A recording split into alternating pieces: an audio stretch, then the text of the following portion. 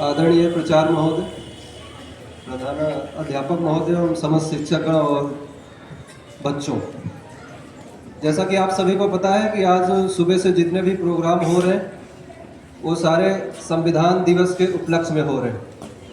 तो इतने प्रोग्रामों के बाद तो आपको पता चल ही गया होगा कि आज संविधान दिवस है, लेकिन प्रश्न ये है कि क्यों है, आज ही के दिन हम संविधान दिवस क्यों मनाते हैं।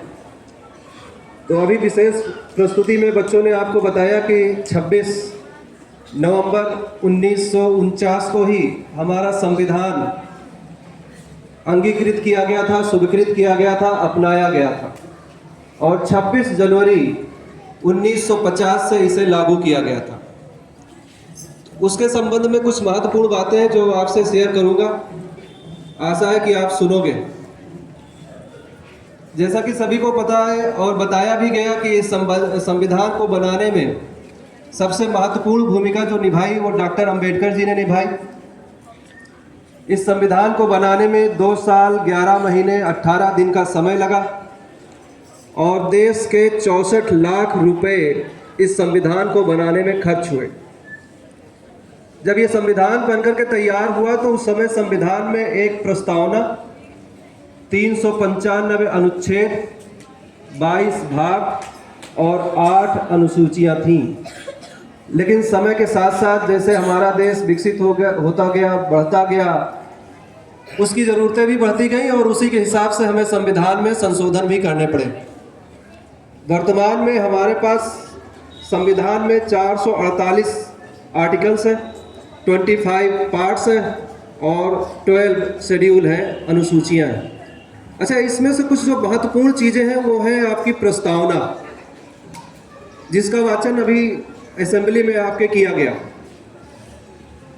प्रस्तावना को मूल रूप से दिया है पंडित जवाहरलाल नेहरू ने।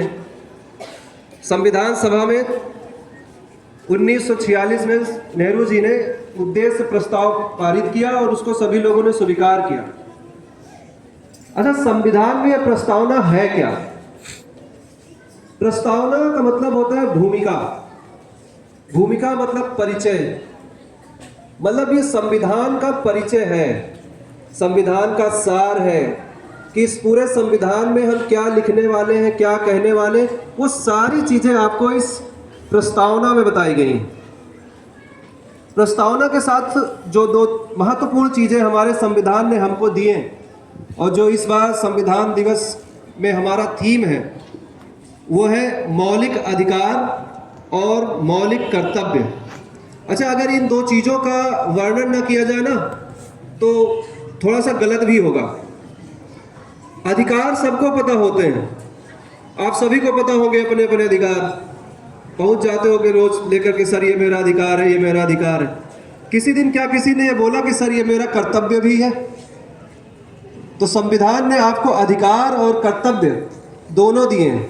एक अच्छे नागरिक का ये दायित्व है कि वो अपने अधिकारों को मांगे और अपने कर्तव्यों को पूरा करे।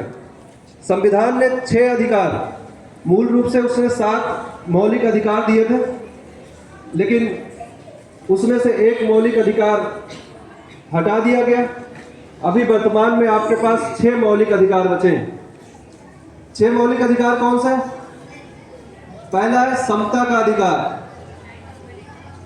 आर्टिकल 12 से लेकर के 18 तक सभी लोग एक समान हैं संविधान के नजर में। दूसरा है स्वतंत्रता का अधिकार। अच्छा, स्वतंत्रता का अधिकार सबको पता है ना? ये जो दिन भर बोलते रहते हो ये स्वतंत्रता का अधिकार ही है। ये आपको दिया गया है अनुच्छेद 19 से 22 के बीच में। तीसरा है शोषण के खिलाफ अधिकार, यह दिया गया है आर्टिकल 23 से 24। फिर दिया गया है अपना धर्म मानने का अधिकार, ये आर्टिकल 25 से 28। फिर संस्कृति और शिक्षा का अधिकार दिया गया है, ये आर्टिकल 29 और 30। और सबसे महत्वपूर्ण अधिकार जिसको बाबा भीमराव अंबेडकर ने संविधान की आत्मा कहा, हृदय कहा, उसको बोलते हैं संवैधानिक उपचारों का अधिकार, आर्टिकल 32। अच्छा, आर्टिकल 32 में ये प्रावधान किया गया कि अगर जितने भी अधिकार आपको दिए गए हैं अगर ये अधिकार आपको नहीं मिल रहा है ना, तो आप सीधा सुप्रीम कोर्ट जा सकते हो। ठीक है, तो इन अधिकारों को आप सुप्रीम कोर्ट से मांग भी सकते हो। लेकिन अधिकार तो आपको पता चल गए, अब अधिकारों के साथ आपको अपने कर्तव्यों का भी ज्ञान होना चाहिए।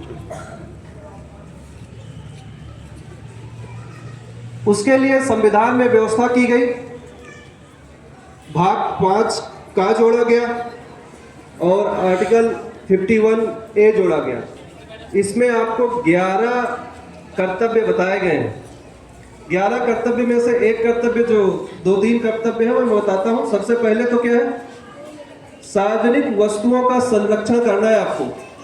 अपने स्कूल के सारे सामानों का, स्कूल की बिल्डिंग का, स्कूल की संपत्ति का आपको ख्याल रखना है, नुकसान नहीं पहुंचाना है। ये कर्तव्य है आपका। दूसरा कर्तव्य सबसे महत्वपूर्ण बच्चों के लिए क्या है, आप अपनी उन्नति करें, पढ़ाई करें, आगे बढ़ें और देश की उन्नति करें, ये आपका कर्तव्य है। और 11वां जो कर्तव्य इसमें सबसे बाद में 2002 में जोड़ा गया ना, वो शिक्षा का कर्तव्य था। हर माता पिता का ये कर्तव्य होगा कि 6 से 14 साल के बच्चों को वो शिक्षा उपलब्ध करवाए। तो यहाँ से केवल इतना ही कि आप अपने अधिकारों को तो जाने, लेकिन उसके साथ ही साथ अपने कर्तव्यों को भी जाने।